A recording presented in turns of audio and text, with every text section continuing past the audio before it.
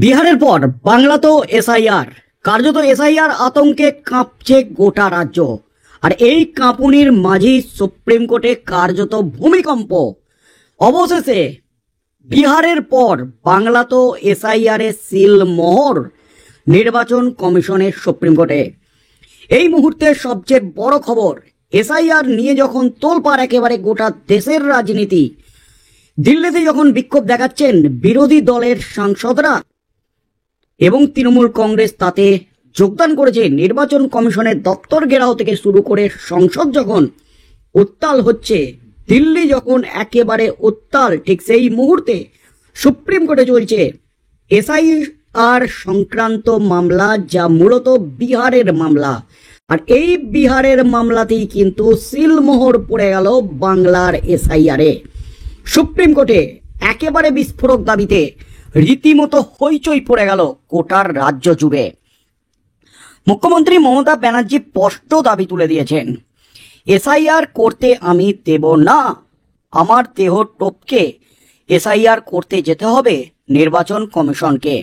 এমনই কিন্তু হুঁশিয়ারি দিয়েছেন মমতা ব্যানার্জি, রাজ্যের মুখ্যমন্ত্রী। তার মধ্যেই অভিষেক ব্যানার্জি দিল্লিতে সুর চড়িয়েছেন। তিনি দাবি করেছেন এসআইআর করতে পারে নির্বাচন কমিশন, কোনো আপত্তি নেই, তবে দিয়েছেন একাধিক শর্ত। অভিষেক ব্যানার্জি স্পষ্ট করেছেন এসআইআর করলে কোনো আপত্তি নেই, তবে 2024-এর লোকসভা নির্বাচনের পর যে সরকার গঠন হয়েছে সেই সরকার থেকে সমস্ত সাংসদদের ইস্তফা দিতে হবে। শাসক বিরোধী সমস্ত সাংসদদের ইস্তফা দিয়ে গোটা দেশে এসআইআর করে তারপর লোকসভা নির্বাচন করতে হবে, এমনই কিন্তু শর্ত দিয়েছেন অভিষেক ব্যানার্জি। কার্যত 2026-এর বিধানসভা নির্বাচনের আগে এসআইআর করে অনৈতিকভাবে বিহার মডেলে বাংলা তো লক্ষ লক্ষ ভোটারের নাম বাদ দিতে চাইছে। ইতিমধ্যে একটা সমীক্ষায় উঠে এসেছে 13%-এরও বেশি ভুয়ো ভোটার এই রাজ্যে রয়েছে, যার সংখ্যার নিরিখে 1 কোটিরও বেশি। রীতিমতো চাঞ্চল্যকর রিপোর্ট সামনে এসেছে। আর সেই রিপোর্ট সামনে আসার পর সুপ্রিম কোর্টের মামলায় রীতিমতো হইচই। অবশেষে বাংলা তো এসআইআর এ সিলমোহর নির্বাচন কমিশনের একেবারে সুপ্রিম কোর্টে নোটিশ জারি নবান্নে, এমনই কিন্তু খবর উঠে আসছে। শেষ রক্ষা কিন্তু হলো না, অবশেষে জল্পনায় পড়ে গেল বড় সড় সিলমোহর, তাও একেবারে সুপ্রিম কোর্টে সিলমোহর। বিহারের পর বাংলা তো এসআইআর হচ্ছে বলে খবর। গত 8ই আগস্ট এই মর্মে রাজ্যকে নোটিশ দিয়েছে, চিঠি দিয়েছে নির্বাচন কমিশন, এমনই কিন্তু খবর সামনে এলো।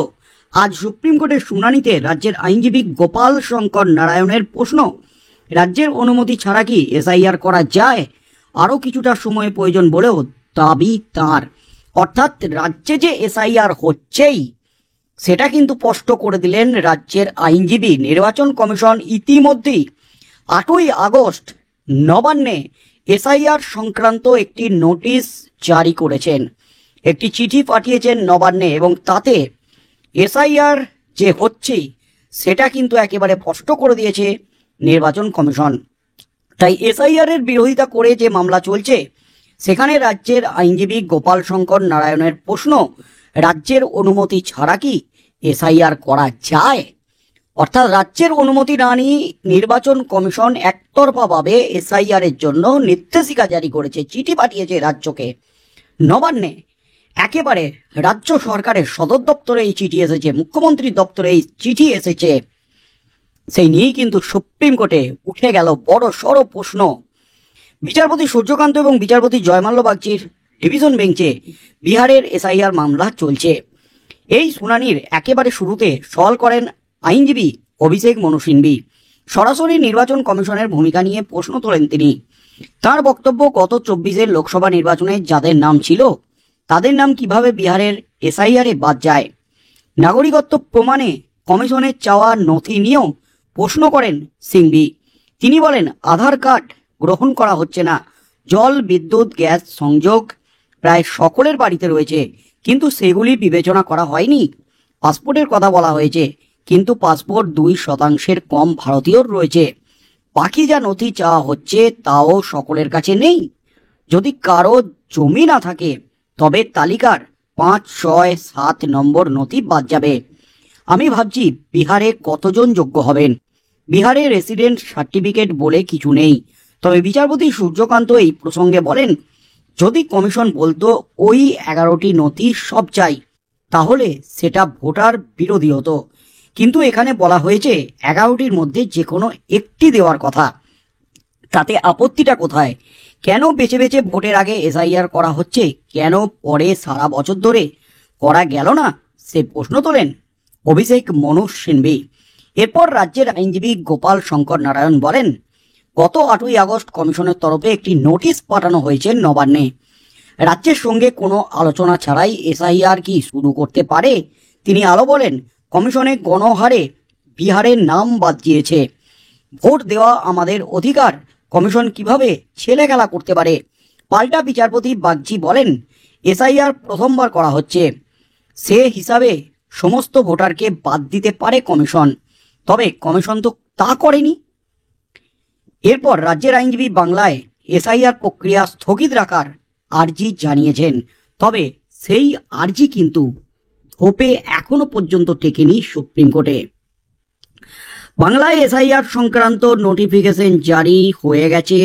নির্বাচন কমিশনের তরফ থেকে নোটিশ পাঠানো হয়েছে। আজ সুপ্রিম কোর্টে কিন্তু সিলমোহর পড়ে গেল, যেখানে বাঙালি বিচারপতি রয়েছেন বিচারপতি জয় মাল্য বাগচি। বিহারের যে এসআইআর সংক্রান্ত মামলা, সেখানে রাজ্যের আইনজীবী তিনি কিন্তু প্রশ্ন তুলে দিয়েছেন, কিভাবে রাজ্যের অনুমতি ছাড়া এভাবে একতরফাভাবে নির্বাচন কমিশন এসআইআর চালু করতে পারে। মুখ্যমন্ত্রী মমতা ব্যানার্জি যে সমস্ত দাবি করেছেন, সেখানে সুপ্রিম কোর্টে কিন্তু এই মামলা গেল এবং সুপ্রিম কোর্ট এই এসআইআরে, বাংলায় এসআইআরে কোনো স্থগিতাদেশ এখনো পর্যন্ত কিন্তু দেয়নি। রাজ্যের আইনজীবী তিনি কিছুটা সময় চেয়ে নিয়েছেন। তিনি স্পষ্ট করে দিয়েছেন, নির্বাচন কমিশন ইতিমধ্যে 8ই আগস্ট নবান্নে একটি নোটিশ পাঠিয়েছেন এসআইআর সংক্রান্ত, যেখানে স্পষ্ট করা হয়েছে বিহারের পর বাংলাতেও হতে চলেছে এসআইআর। তবে বিচারপতিরা স্পষ্ট করেছেন, 11টি নথির মধ্যে সবকটি তো চাওয়া হয়নি, সেখানে তো একটি নথি চাওয়া হয়েছে, তাতে আপনাদের আপত্তি কোথায়? যে কোনো একটি দিলেই তো কাজ মিটে যায়। নির্বাচন কমিশন তো প্রত্যেক ভোটারের নাম বাদ দিয়ে দেয়নি। দীর্ঘ প্রায় 20-22 বছর পর এসআইআর হচ্ছে দেশে, নির্বাচন কমিশন তো সবার নাম বাদ দেয়নি, এমনই কিন্তু প্রশ্ন তুলে দিয়েছেন। অর্থাৎ এসআইআর এর পক্ষেই কিন্তু সওয়াল করেছেন সুপ্রিম কোর্টের বিচারপতিরা। তাই কি হতে চলেছে আগামী দিনে?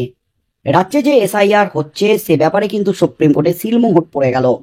সুপ্রিম কোর্ট কি রাজ্যে এসআইআর স্থগিতের নির্দেশ দেবে, নাকি 2026-এর বিধানসভা নির্বাচনের আগে এসআইআর নিয়ে হইচই পড়ে যাবে গোটা রাজ্যে?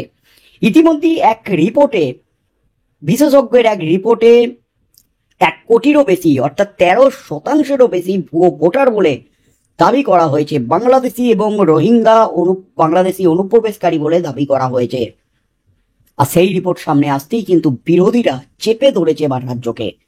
কি হতে চলেছে আগামী দিনে? নবান্নে নোটিশ পাঠানোর পর সুপ্রিম কোর্ট কি নির্দেশ দেয় এবং মুখ্যমন্ত্রী মমতা ব্যানার্জি এই এসআইআর আটকাতে কি পদক্ষেপ নেন? তবে কি টিকবে সুপ্রিম কোর্টে কোনো আবেদন? কি হতে চলেছে আগামী দিনে? কি নির্দেশ দেন বিচারপতি জয় মাল্য বাগচির ডিভিশন বেঞ্চ? সেদিকে চোখ থাকবে গোটা রাজ্যের।